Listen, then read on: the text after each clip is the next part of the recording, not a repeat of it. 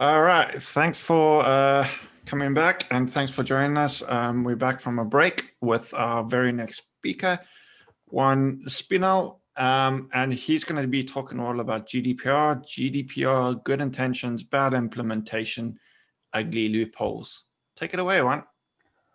Hello, I'm Juan, and I will be talking to you today about GDPR. So, I worked for close to 3 years in IT for luxury hospitality. During that time, we had the GDPR go live, had to implement the compliance strategy from corporate, develop internal procedures to maintain compliance across all departments. In my case, key stakeholders were HR for employee data and marketing for the clients. Other industries, other business cases, operations may have higher stakes. Some definitions, PMS, Property Management System. This is the ERP for hospitality designed from the ground up to help hotels. PII, Personally Identifiable Information, anything that can be linked back to a specific person, for example, through their name, phone number, email. Data, a fact, information, usually aggregated data which provides together some added value. Today we'll be talking about GDPR, so what GDPR aims to combat, where the implementations fell short on the technical side as well as legislative side, two loopholes, one which limits, well, the extent to which GDPR can be enforced, and a second loophole which I have seen vendors abuse to sell their product without ensuring compliance.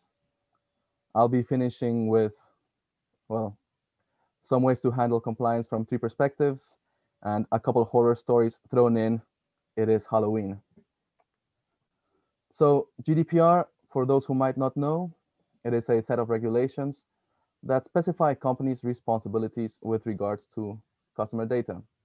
It is a text of law written by lawyers, and as you can imagine, I am not a lawyer. This made interpreting the requirements within our business case a nightmare all those years ago. The scope of GDPR is, of course, the residents of the European Union, visitors to the European Union, and any company that wishes to have business with these people needs to ensure their compliance.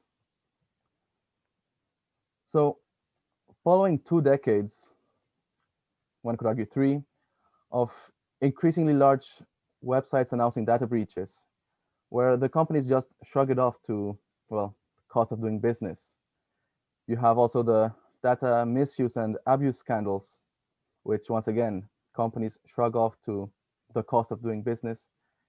GDPR provides a framework to hold companies accountable for how they secure their data, how they use it, and what data they are holding. Noteworthy data misuse case would be 2014 Uber incident, where a journalist was followed through their interface up until her interview with one of the Uber executives. Of course, this was completely against company policy. Equally important and still making headlines today, 2016 with Cambridge Analytica. Additionally, GDPR provides residents of the European Union or people visiting the European Union with the right of forcing companies to remove public-facing data which misrepresents them. The poster child for this is, of course, Mario Costeja versus Google. For anyone who doesn't know the story, some years ago, Mario Costeja had some financial troubles. He overcame those troubles, but his life didn't quite turn around. He did some research and found the first results when Googling himself was these financial troubles of the past. Mario went to Google. Google, multi-million-dollar company. Mario, one guy in Spain. Google didn't do anything. Mario once again went to Google. Google once again didn't do anything. Mario had to take this up with courts in Spain and Europe, which led to this being one of the key cases in the right to be forgotten, leaving Mario as the poster child when all he wanted was to be forgotten. So GDPR provides the residents of the European Union, people visiting the European Union, with several rights. It is aimed primarily at the tech industry. I am providing this with a services industry perspective. Not all rights are pertinent. You wouldn't go to a hotel requesting your data to give it to another hotel. These four, which I'm going to explain, will provide a good baseline for any services industry business. You have the right to request your data to be deleted from active use by the company, your right to be forgotten. You can request for your data to be amended.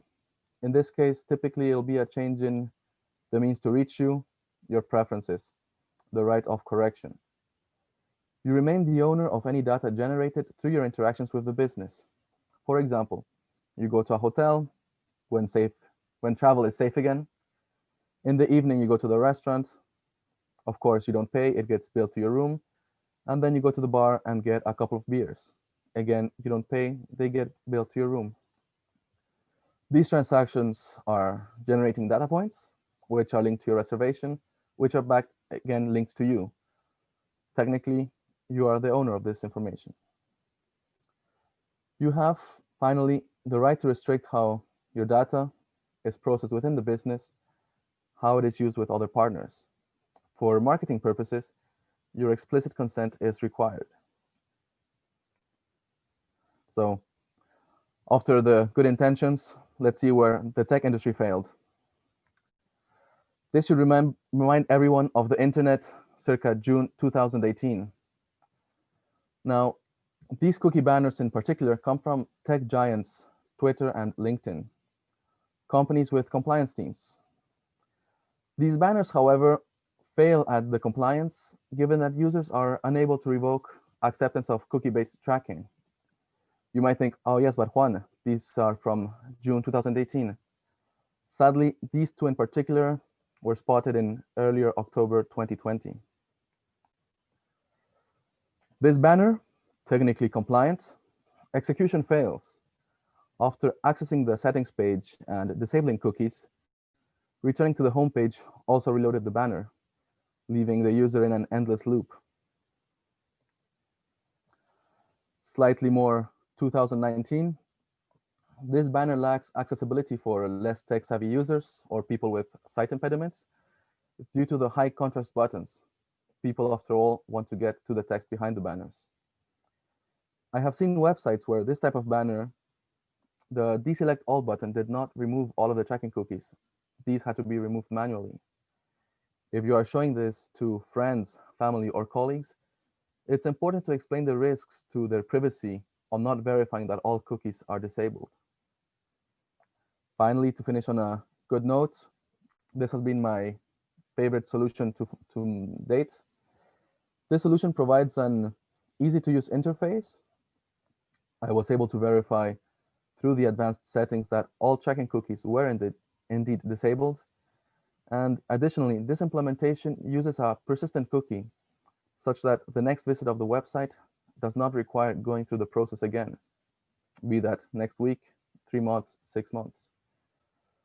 Sadly, however, these banners led to the normalization of clicking random links, which is of course an InfoSec nightmare. Now, on the legislative side, as mentioned before, GDPR is a text of law. Compared to technical standards, it fails to provide baselines. PCI compliance, for example, so PCI DSS, provides technical requirements in non-technical terms, which means anyone in the business can quickly make a checklist without needing half the IT department. For example, installing, configuring, and maintaining a firewall, not using default credentials, encrypting data as it moves between systems, developing and maintaining secure applications, arguably not applicable for the services industry, but good to keep in mind. But critically, regular security audits. Now, of course, a services business will not meet all these requirements. After all, they are not developing these kind of applications. However, they would only be able to process credit card information if it's coming from certified vendors.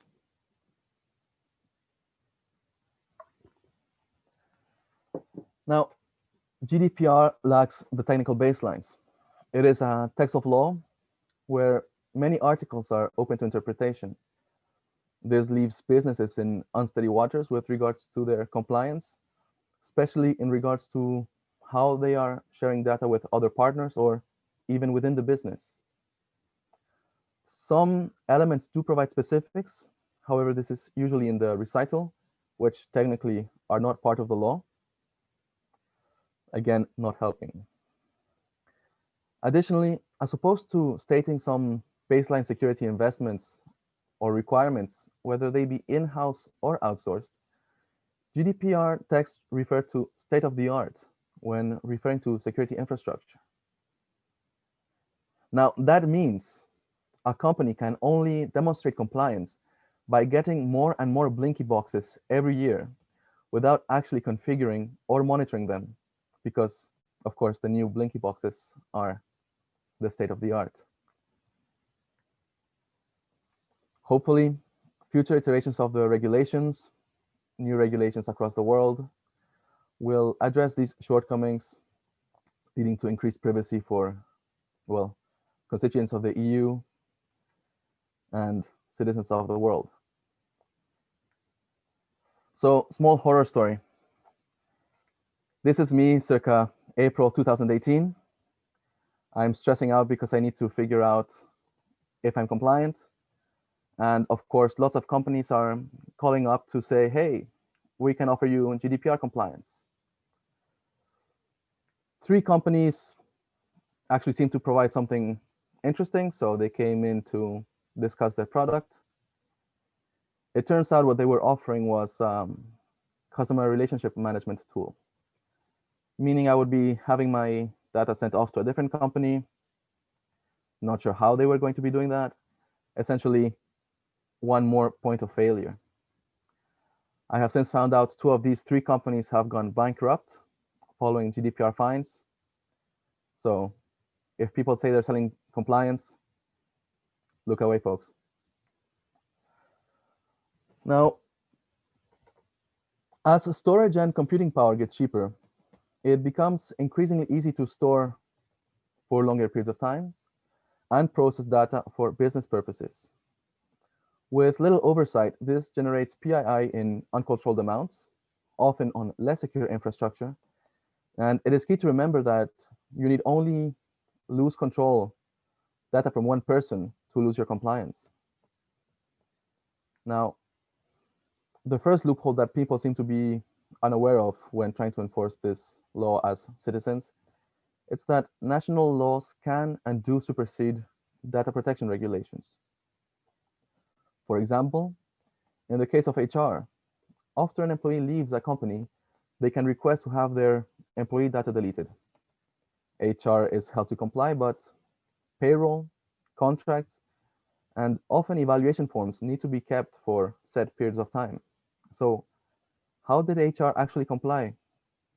Well, HR had to remove any sensitive data, such as biometrics, from their management platform, usually covered by national employee protection laws. They had to remove the employee profile as a potential future candidate and verify that any recruitment platforms they use are no longer linked to this employee through them. Now, if we go back to the example where you travel is safe again, go to the hotel, you had your meal, had your beers, now you're leaving. You have to pay. When you pay, you're generating a transaction record, which is linked to your reservation, which in turn is linked back to you through name, phone number, email address. Same when you go to a restaurant, especially with modern booking platforms. These transaction records can't be modified because money laundering. The risk is, of course, that as we move towards paperless solutions, both companies will provide analytics on both these financial records or the HR records. Now, arguably, HR could attempt anonymization, but this will only work if you're able to anonymize the entire company.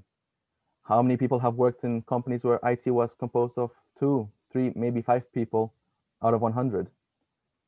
very difficult to not notice the outliers. In the case of the financial records, once again, losing the data from your clients off-premise without their consent is losing compliance, even if it's not done for marketing purposes. Bonus for the UK, following the first lockdown, bars and pubs opened. Visitors had to check into the locations for contact tracing. The NHS enforced an application which allowed people to check into these locations scanning QR codes, making it easy. Since then, it's been noticed that data from this government-backed program was being harvested and sold on to advertisers. The last news I have is that the ICO is planning on suing the government because of this.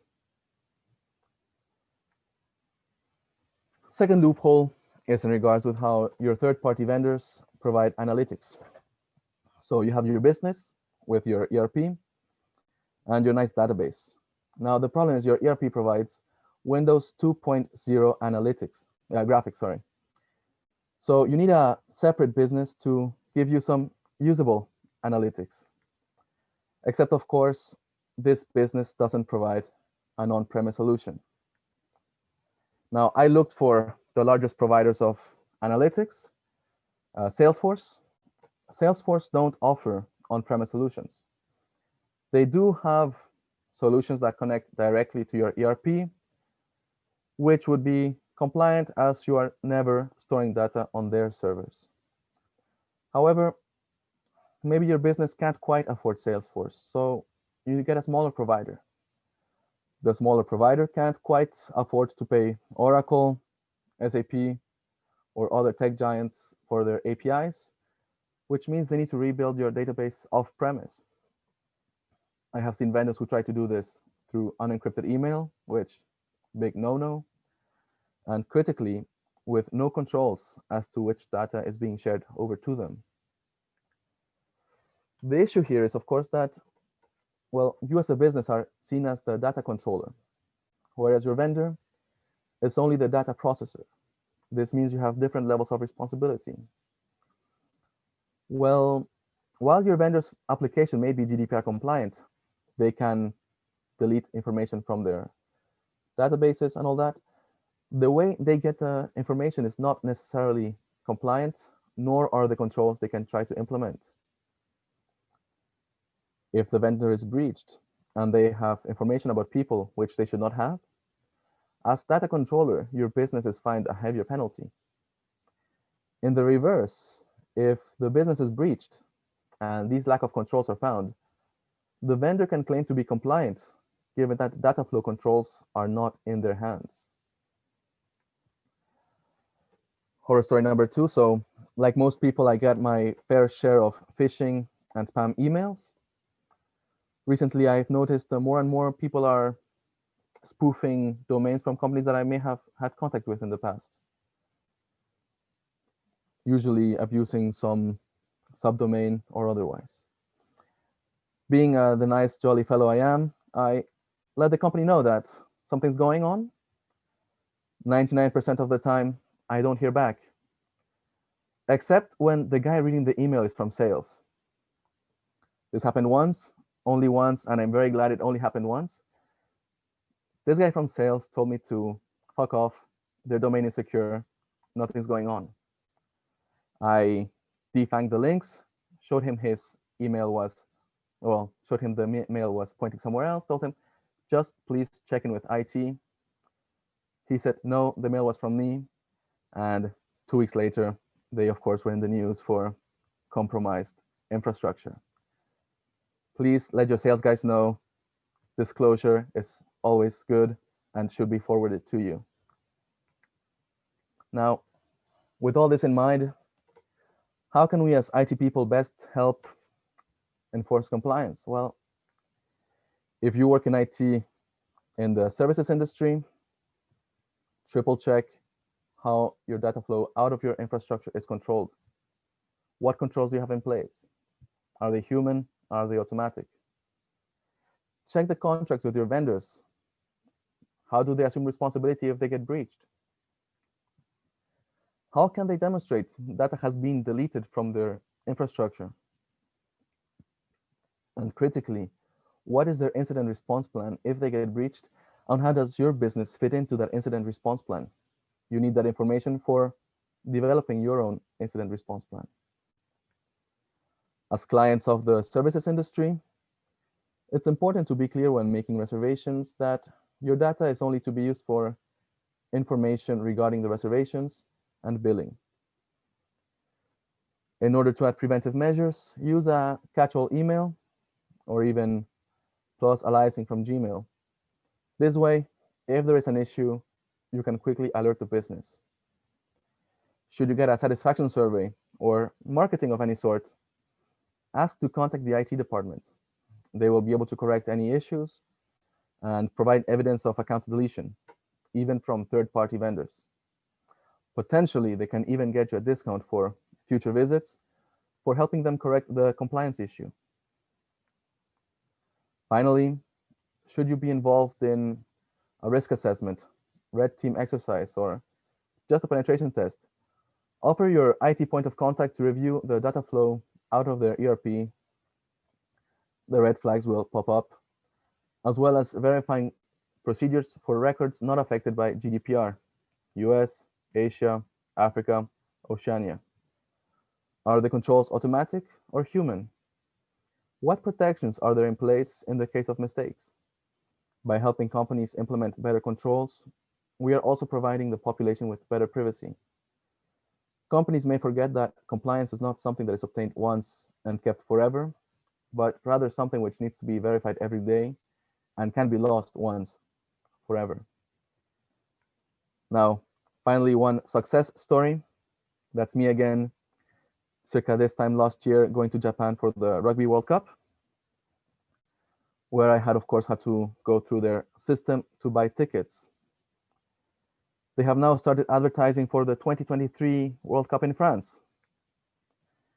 So I received the marketing, and I tried to check if my account still worked. I noticed it didn't. Contacted their DPO, who kind of said, yeah, GDPR, we don't need the data beyond the fact that the tickets were sold, the World Cup was over. We are now rebuilding everything, just kept the email for the CRM. Good case of, well, limited time data retention.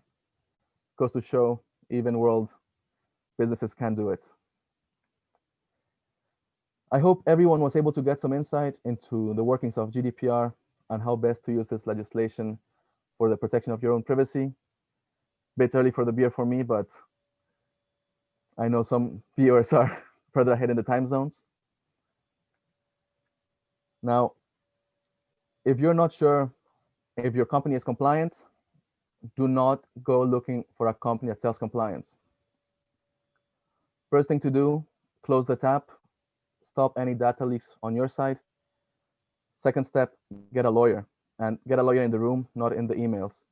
You want someone to be there who can properly get an expert on site, provide privileged communication, and really help you with the disclosure if you do need to disclose to your local GDPR enforcers.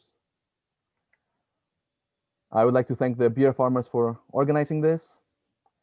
I would like to thank the mentors for providing so much time for helping with the public speaking.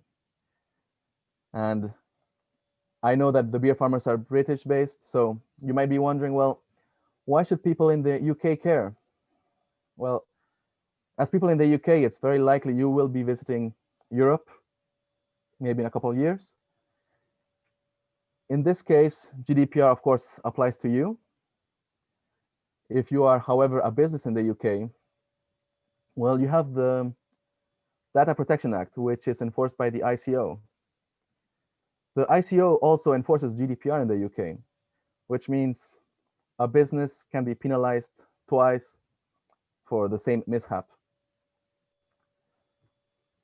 Thank you. I hope that was interesting. Great, thanks, Juan. Juan, fantastic talk, all about GDPR. So I think we've got 5 minutes left. So I'd like to open up with a question.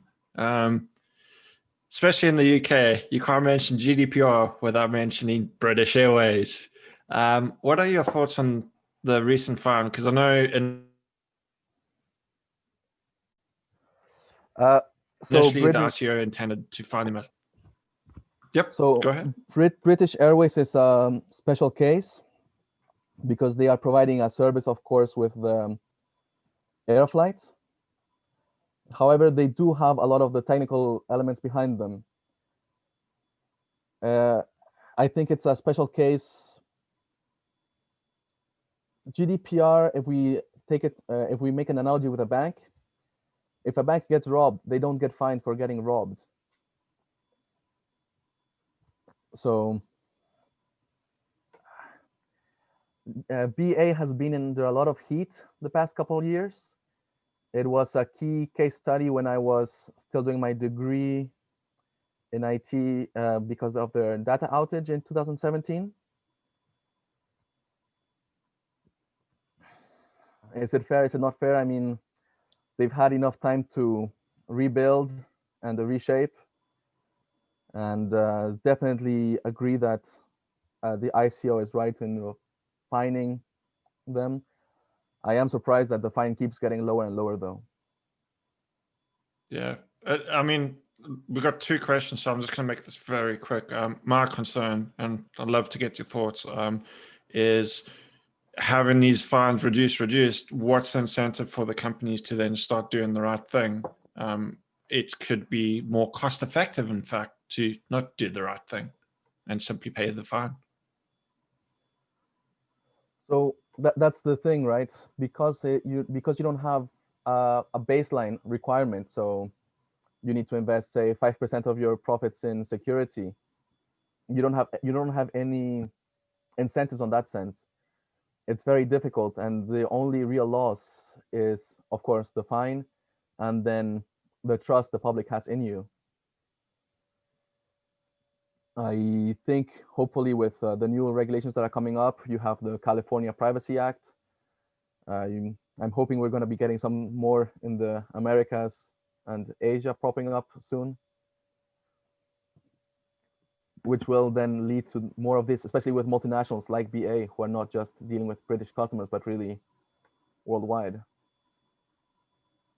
Yeah, I totally agree. So fingers crossed.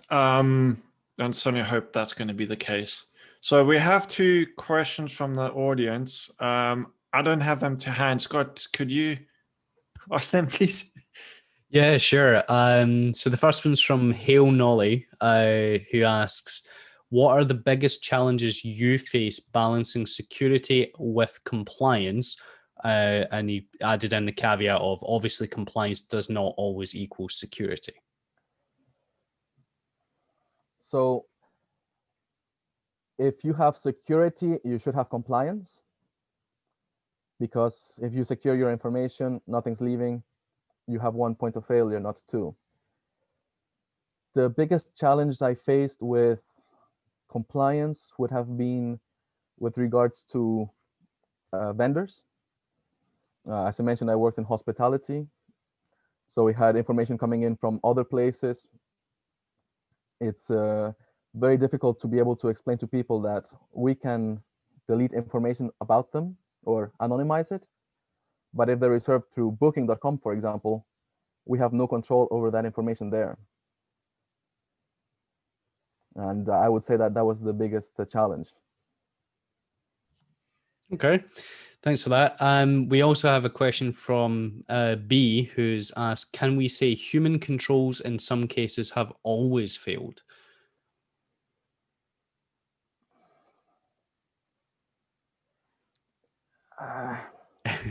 Human control, I mean, it's obviously a big point of failure. We always say the weakest link is, of course, the end user. However, if you're, for example, scanning passports because you need to provide a list to the police on a daily basis, are you automating this to then scan where this is coming from? And then you're adding another point of failure. Where is that information being routed through? I think being able to know the human element there, I would say, is really not just the people doing the operations, but really understanding where your information is going and how it's being routed for the people who are working with it. Okay. Listen, I just want to relay a couple of comments from the general Slack and personally. This is kind of like the coolest talk I've been to about GDPR. GDPR sounds really super boring, and you always see it crop up and you're like, nah, I'll just leave it. This has been really super informative. Yeah, thanks for also backing us in the whole, the cookie pop-ups. Just it does my head in. And it's not clear, and it's kind of like a knee-jerk reaction. It's not quite what it was intended for. I think a lot of webmasters, if we want to call them that, have got a lot to answer for. But no, thanks. That was an awesome talk. That was super, super cool. I think we're going to go back to Mike now we're going to go back to a commercial break. But honestly, Juan, hang out with us, stay here. If anybody wants to grab Juan on Twitter, do it. He's also on Slack. Come chat, come ask questions, come and hang out with us. Over to you, Mike. Yeah, I just want to say once again, Juan, thank you very much. As Scott pointed out, GDPR and compliance generally can be a bit dry. It's one of the big things I have to do where I work. But you really brought it to life there and delivered some really, really valuable information. So very well done. I think that's time now. So again, on behalf of the beer farmers and the crew and the people watching, thanks a lot, Juan. Thank you. Thank you, guys.